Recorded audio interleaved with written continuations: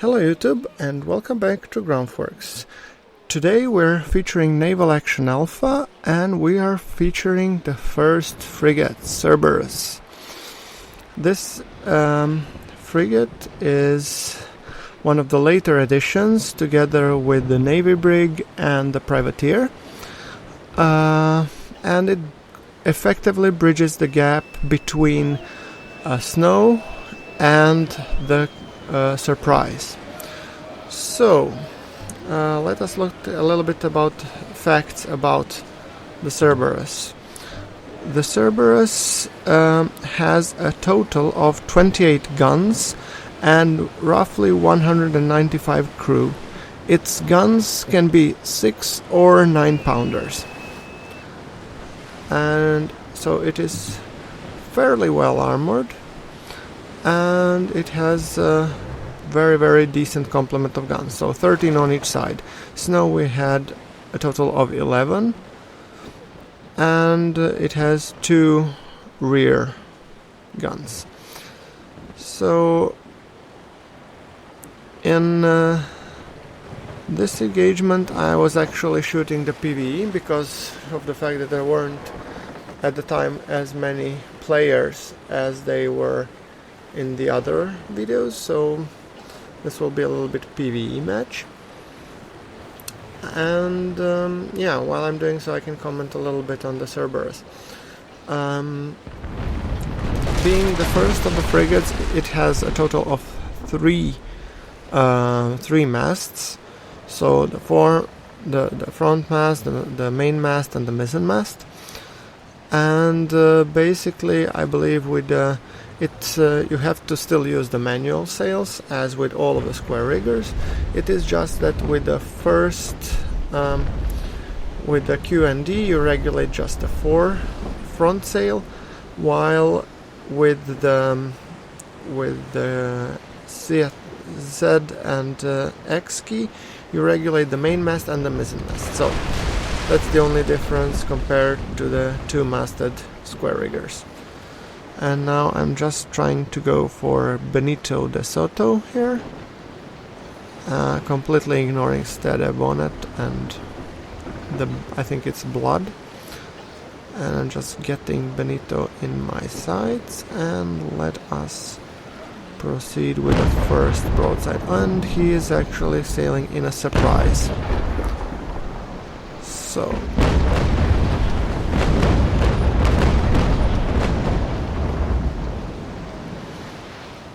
making sure I first use the ball ammunition, and as I close in the gap I plan to switch to doubles and basically take him off from the point blank. By the way, I really like what they did to the Cerberus models. This looks like a small nimble frigate, but it looks really cool.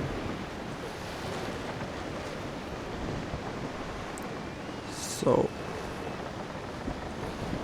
I'm waiting for my guns to reload, so we have another ball volley that we will be shooting just as we bring our guns to bear.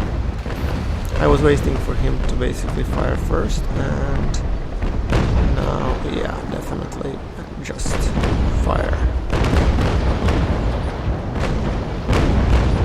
And I believe we are now in the range that we can actually use doubles. So I'm switching to doubles, and he is clearly using his repair kits.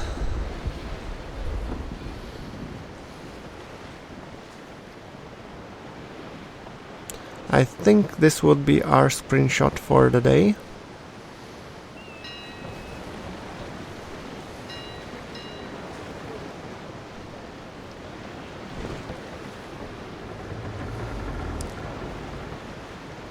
Ever so slowly while the guns reload.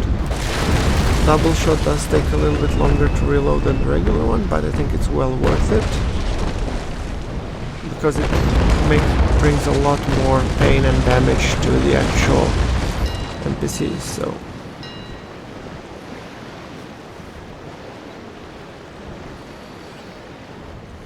I think we're just going point blank one against the other and trying to get some shots in.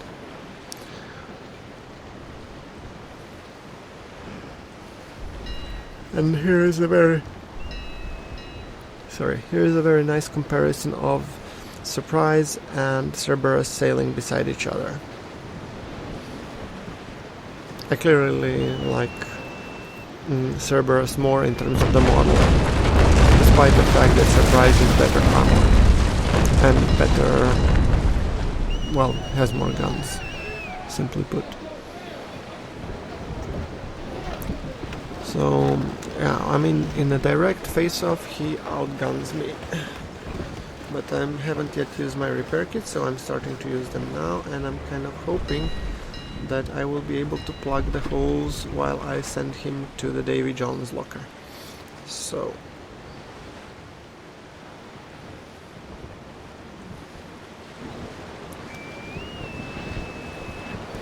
I think his 6 ports are loaded out of the 19.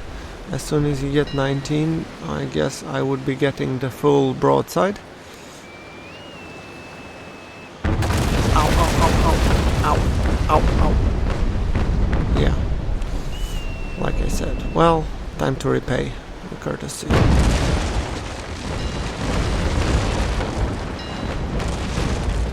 Oh, I really like this angle. This was a really slick view. My cannon's firing while the wood chips off his port side. The downside is that he really never bothered to actually turn the other cheek towards me, so I was able to pummel him to oblivion while still repairing my starboard side. So I'm kind of hoping now with the next volley he will be damaged enough so that he starts sinking. I forgot about his volley though. I have one more repairs, which I hope I won't need to use right now. I have 4 leaks though, so I had to switch to survival to prevent water from leaking in, and I'm trying to aim for his waterline, basically destroying as much as I can from his armors and making as many holes as I can, hopefully more than he can plug. And now I'm turning ever so carefully towards the other 2 combatants because we have already gone far enough, and I think I see that the Benito is starting to sink slowly. So, I mean, here you can see squaring off between 2 almost equally sized ships, but he has 6 guns per side more, so it's like almost having a yacht in tow. So yeah, I can imagine that if this was another player, this engagement would have played quite differently though. So now I'm basically rushing off to my ally, and I'm kind of hoping to be able to get the other 2. So I'm just kind of asking him how is he doing.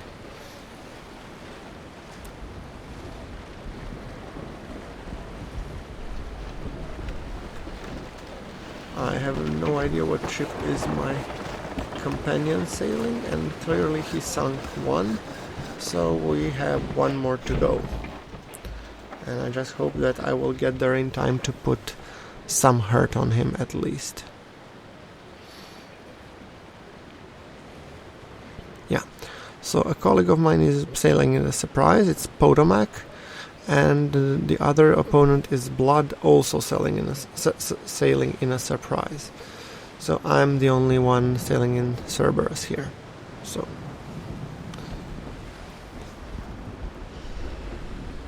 I was here suggesting to Potomac that he kind of goes towards me, because to at least try to lure him into an engagement so we can force our terms. So I'm also making sure that I'm in survival mode. We'll see if I'll need to go to a gunnery or something. By the way, I have completely switched to ball ammunition because the range is pretty far, so I need to close the distance as quickly as I can, and I'm almost thinking of switching to sailing, but then again I had so many leaks that I'm really reluctant to switch to sailing so that I don't become a submarine all of a sudden. I mean, being a submarine in the Age of Sail wasn't the best idea. That would effectively mean that you have been pummeled to death by the cannonballs. I must say I really adore the design of the ships, as the devs have clearly put a tremendous amount of effort, so the ships are truly beautifully rendered. So, and the ship and the game itself, I mean, look at the sunset, the shaders and everything. I mean, it just looks gorgeous. And it also plays fun too.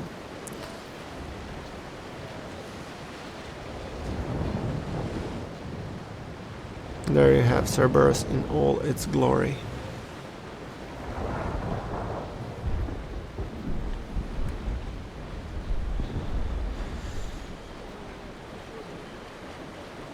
Alright, I'm just trying to close the gap, although it does take some time till I get there.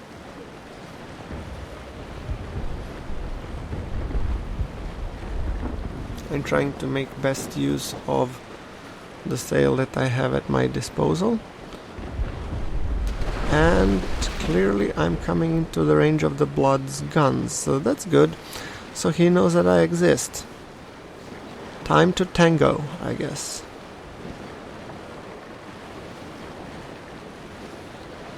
So Potomac clearly lured him, and I'm kind of thinking that we go for a sandwich. A blood sandwich. So, trying some ranging shots. Higher up.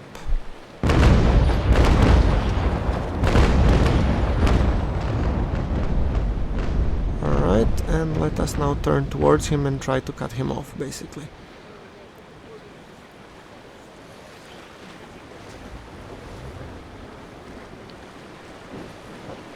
Turning hard to port, while the same time I'm loading doubles.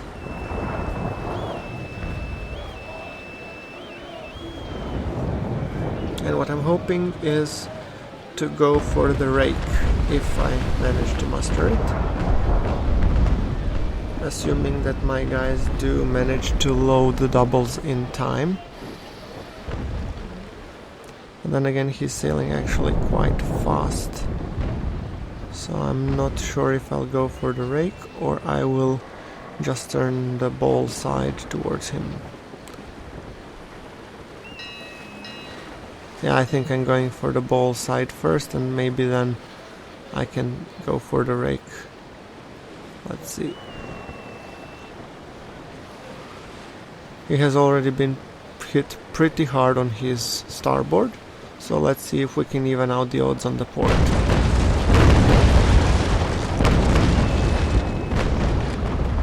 Loading doubles.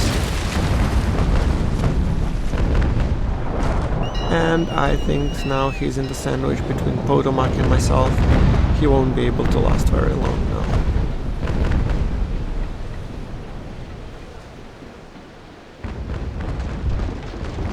Shortening the sail, make sure that I don't lose him.